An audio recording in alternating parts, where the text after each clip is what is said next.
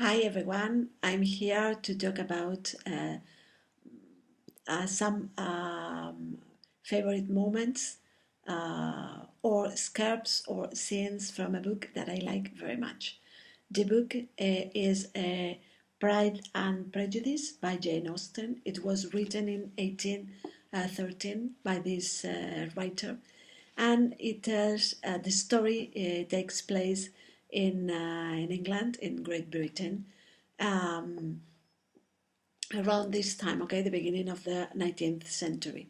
Jane Austen represents or makes a very realistic profile of society at that time, um, but at the same time, she makes social criticism to this society, to this kind of thinking or of behavior. Okay, this story is about family. Bennet, Mr. and Mrs. Bennet, who have four daughters, and it represents what was expected for a woman, for a woman at this time. Okay, they were expected to get married with rich men. So I have chosen the beginning of the book. That is one of the most famous um, beginnings in English literature. Okay, I suppose you have noticed it. Okay, it is a truth universally acknowledged that a single man in possession of a good fortune must be in want of a wife. However, little known the feeling or views of such a man may be on his first entering a neighborhood. This truth is so well fixed in the minds of the surrounding families that he is considered as the rightful property of some one or other of their daughters. "My dear Mr. Bennet," said his lady to him one day, "have you heard that Netfield Park is let at last?" Mr. Bennet replied that he had not. "But it is," returned she, "for Mrs. Long has just been here, and she told me all about it." "But it is," returned, Mr. Bennet made no answer. "Do not you want to know who has taken it?" cried his wife impatiently. "You want to tell me, and I have no objection to hearing it."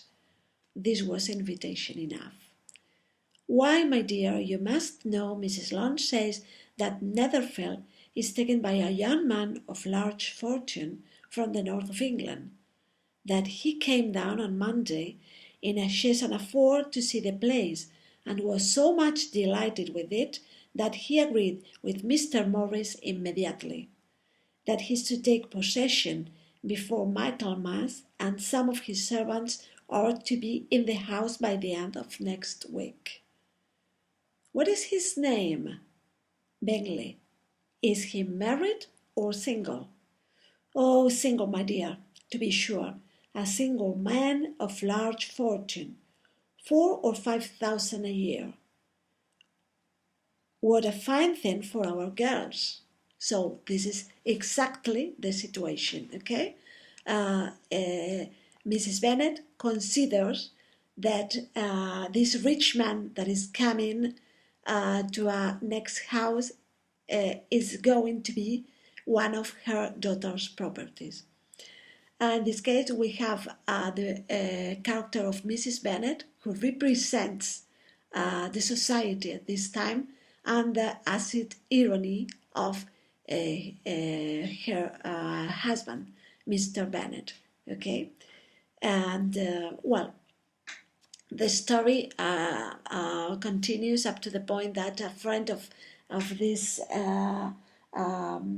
of this character, okay, a friend of his, Mr. Darcy, appear, and he represents the pride, cause he looks down on the people around the village, because he considers himself in a superior position. And this is a clash against Elizabeth character. Elizabeth is the youngest daughter of the family, the youngest Bennet, Lizzie, and she represents the prejudice, because as she sees the behavior, Mr. Darcy's behavior, he starts to have some kind of prejudice against him. But eventually, Darcy falls in love with her, and and he declares his love to her in this way. Okay, that is quite one of my favorite passages. Um, he says, in vain have I struggled, it will not do. My feelings will not be repressed. You must allow me to tell you how ardently I admire and love you. But Lizzie rejects him, and she says some things, okay, that I I might as well inquire, replied she, why, with so evident a design of offending and insulting me, you chose to tell me that you liked me against your will, against your reason, and even against your character? So she reacts against his feelings because she considers as an offense that he is declaring his love for her in spite of the fact that he depicts her and her family. Okay, well, eventually something happens that makes Elizabeth or Lizzie know. Be aware that Mr. Darcy has done something quite positive for her and her family, and her feelings changed. Okay, so eventually, at the end of the book, uh, um, uh, they meet, and they talk. Okay, and she says, and he says one of my favorite sentences. Okay. Yes, let me find it. Sorry.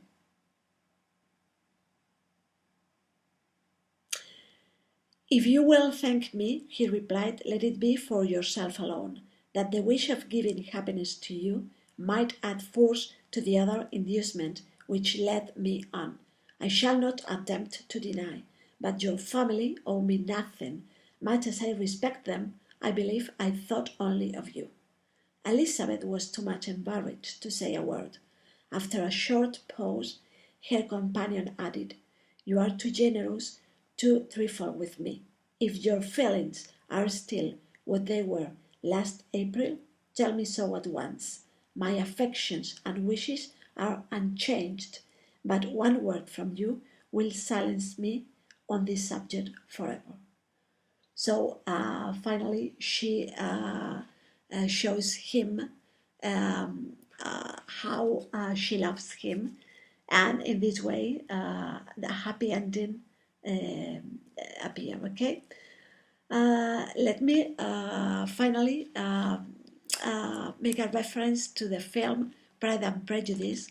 It's a film based on this novel, and I think that it deserves watching it too. Okay, in the film, there is a scene at this last moment when they meet after he tells her that his feelings have not changed. She says, if your feelings are still what they were last April, tell me so at once. My affection and wishes have not changed, but one word from you will silence me forever. At this point, Darcy stepped closer and to the encouraging look she's given him. Okay? If, however, your feelings have changed, I would have to tell you, you have bewitched me, body and soul, and I love you. I never wish to be parted from you from this day on.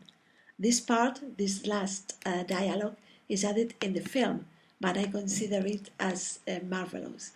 And that's all. I hope you can tell me, or you can read me some excerpts from a British or a book written in English that you have liked very much. and I'm looking forward to hearing from you. Thank you very much, and bye bye. Bye bye.